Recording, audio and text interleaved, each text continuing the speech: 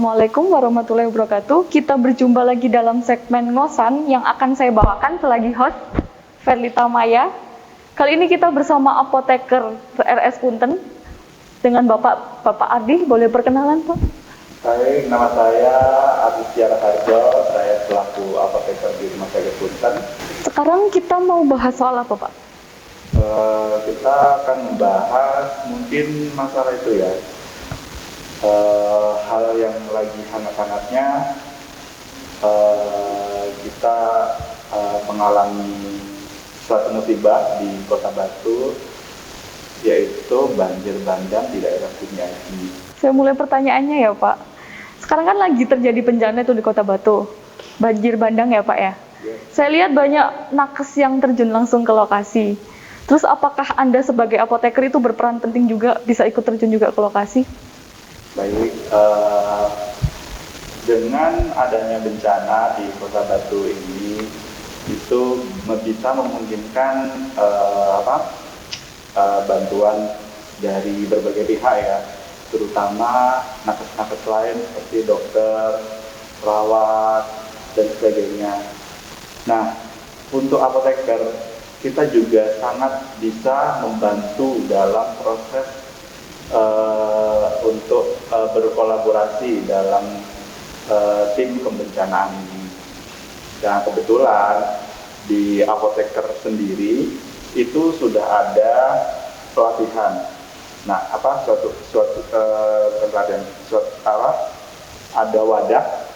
suatu wadah yang namanya apoteker tanggap bencana. Apoteker tanggap bencana. Atau disingkat ATB. Nah, itu sudah dibentuk dan apoteker-apoteker dilatih sehingga bisa ikut terjun dan berkolaborasi dengan nakes lain dalam menghadapi bencana. Jadi apoteker juga bisa berperan penting juga ya, Pak ya, dalam penanggulangan bencana. Sangat bisa. Terus pertanyaan lanjutnya, Pak ya, kesiapan apa aja yang disiapkan apoteker dalam menanggulangi bencana?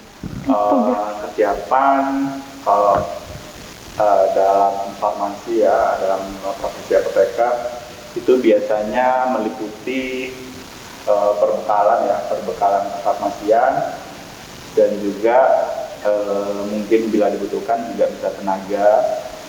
Tapi yang penting itu perbekalan kefarmasian. Jadi kita bisa menyiapkan mulai dari apa saja yang dibutuhkan di dalam kebencanaan tersebut, seperti obat-obatan, seperti alat kesehatan, itu juga bisa.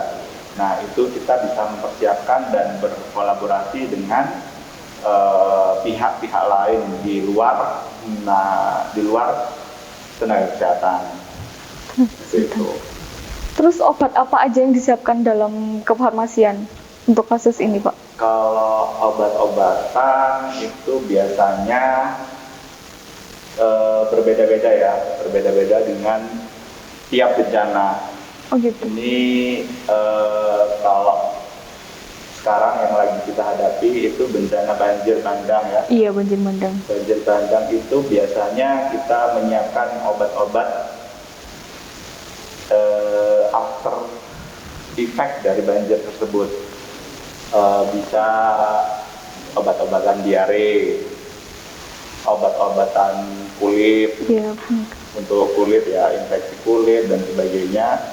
Terus bisa juga mungkin obat-obat analgesik itu juga bisa, atau juga obat dari sistem pernafasan itu juga bisa. Itu dan tiap bencana itu beda, kita menyiapkan atau kita menyiapkan itu setiap bencana itu berbeda-beda. Kayak bencana gempa atau gunung meletus itu kan berbeda-beda. Iya. Penyakitnya pasti beda-beda ya, Pak ya. Soalnya beda efek. Efeknya itu berbeda pastinya. Terus apakah memungkinkan di setiap RS atau daerah sekitar RS menyediakan tenaga apoteker untuk kebencanaan? Ini bisa ya, mungkin untuk kedepannya. Mungkin kan kita tidak tahu bencana itu terjadi di mana, kapan, itu kan kita tidak tahu. Nah, mungkin kedepannya mungkin ya rumah sakit atau apoteker-apoteker yang berada di sekitar, berada di luar rumah sakit itu bisa ikut terjun dalam kebencanaan atau ikut juga dalam pelatihan yang tadi yang badan itu atau wadah apoteker tanggap bencana itu yang sudah dibentuk itu bisa dipergunakan untuk peningkatan kemampuan diri apoteker tersebut.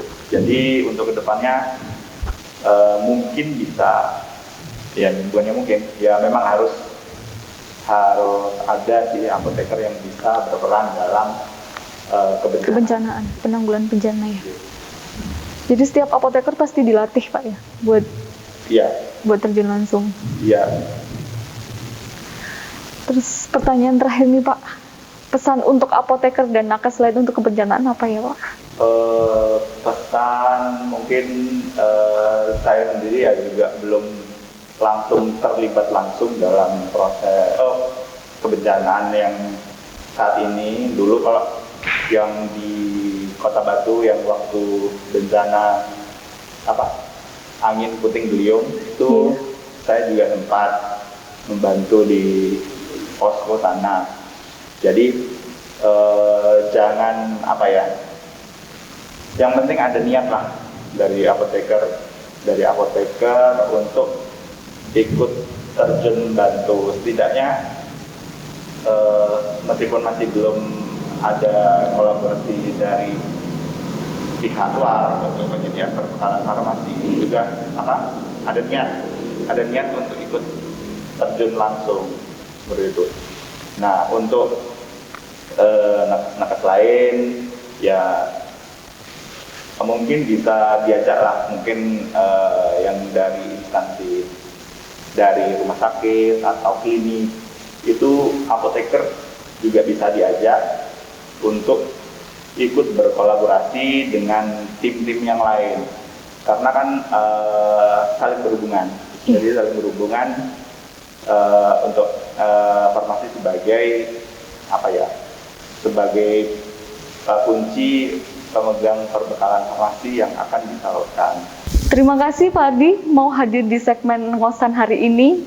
Terima kasih buat ilmunya, semoga bermanfaat buat teman-teman semua. Jangan kapok lagi buat datang di segmen kita lagi ya Pak Ardi. Ya.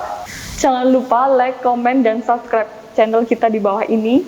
Jangan kapok-kapok lagi mampir ke channel kita. Terima kasih Pak Ardi buat hari ini. Sampai jumpa di segmen ngosan kita berikutnya. Wassalamualaikum warahmatullahi wabarakatuh.